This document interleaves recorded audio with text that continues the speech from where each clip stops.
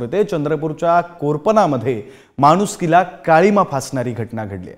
गुंगीच्या गोळ्या देऊन शिक्षकानं अल्पवयीन विद्यार्थिनीवर अत्याचार केल्याची घटना घडली आहे, तर आरोपी अमोल लोडे हा फरार झाला। पोलिसांनी पॉस्को अंतर्गत गुन्हा नोंदवण्यात आल्याची माहिती दिली आहे, तर या प्रकरणात पीडित मुलींची संख्या ही वाढण्याची शक्यता आहे। आरोपी युवक काँग्रेसचा कोरपना शहर अध्यक्ष असल्याची ही माहिती आहे।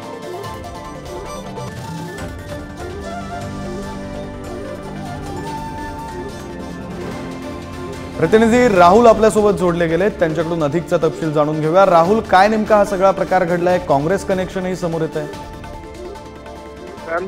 कोरपना शहरातील एक नामांकित कॉन्व्हेंट, एक खासगी कॉन्व्हेंट आहे।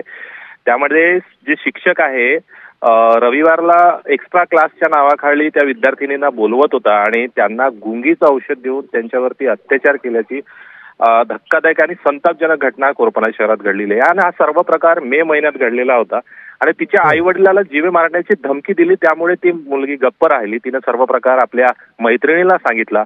मैत्रिणींनी घरी सांगितल्यानंतर हा संपूर्ण घटनाक्रम जो आहे तो समोर आलेला आहे। काल त्या संदर्भात तक्रार दाखल झाली आणि हा जो आरोपी आहे अमोल लोडे, हा युवक काँग्रेसचा तिथला स्थानिक शहर अध्यक्ष आहेत, तो फरार आहेत।